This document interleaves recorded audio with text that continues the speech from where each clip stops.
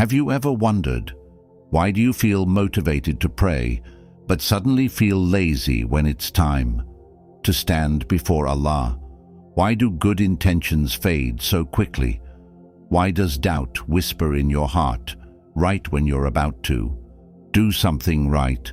What if I told you there is an enemy who has sworn by Allah Himself to mislead you? An enemy you cannot see, but who sees you.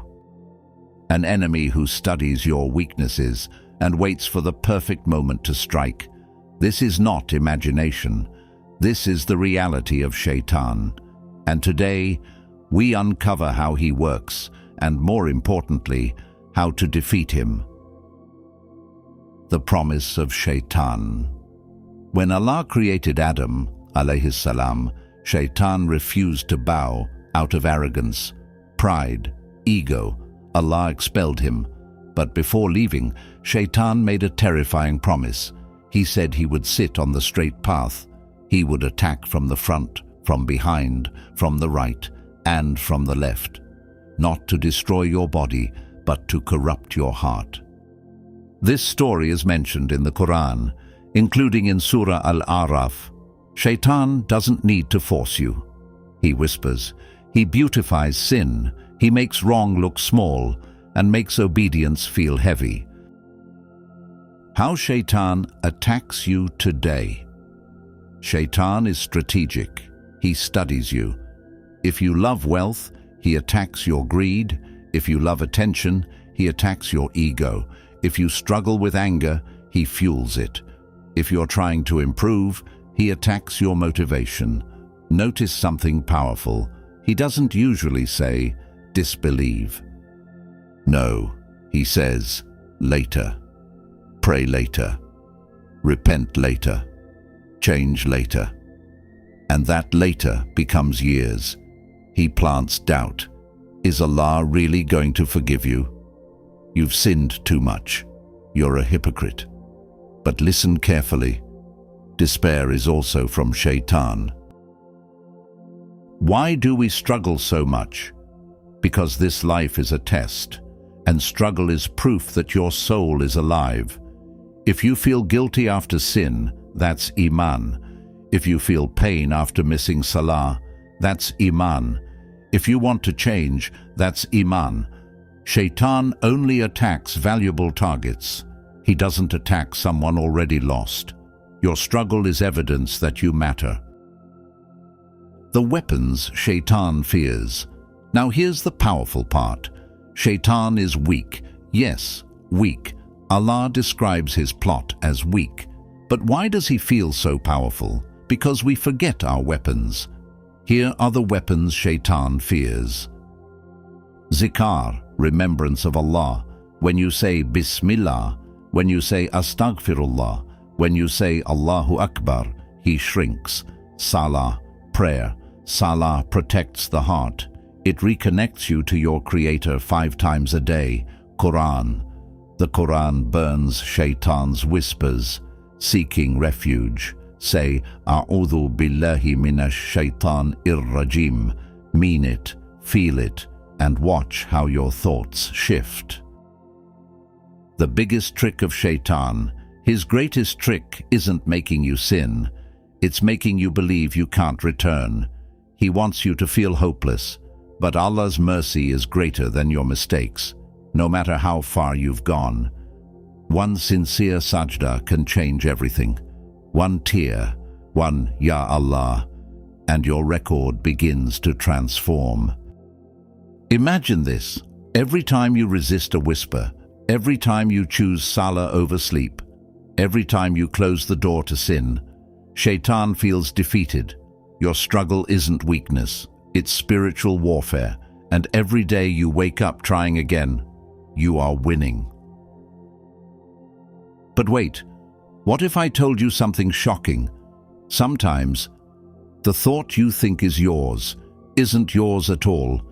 That sudden negativity, that random inappropriate thought, that wave of hopelessness, it may be a whisper, and the scariest part, Shaytan doesn't knock on the door, he enters through cracks. Let's expose those cracks. The 4 entry points Shaytan uses. Shaytan doesn't randomly attack. He looks for weaknesses. Isolation. When you isolate yourself from good company, from the masjid, from reminders, your thoughts get louder. That's why the Prophet, peace be upon him, compared the believer alone to a sheep separated from the flock. Shaytan hunts alone hearts. Emotional weakness. Notice when you're most tempted, when you're angry, when you're sad, when you feel rejected, when you feel worthless. Shaytan amplifies emotions. He doesn't create pain, he exploits it. Small sins. He never starts big. It begins with one look, one lie, one delay, one compromise. Small sins repeated without repentance become chains around the heart, pride in good deeds. This one is subtle.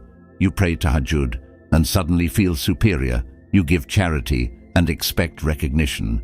He can't stop you from doing good. He corrupts your intention, and that's more dangerous. Waswas, whispers, explained. In Islam, these intrusive whispers are called waswas. They target your faith.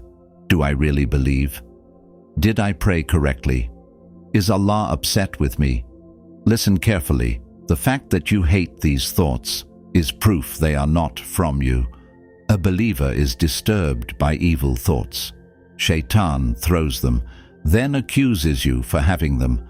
It's psychological warfare. The battle between nafs and Shaytan.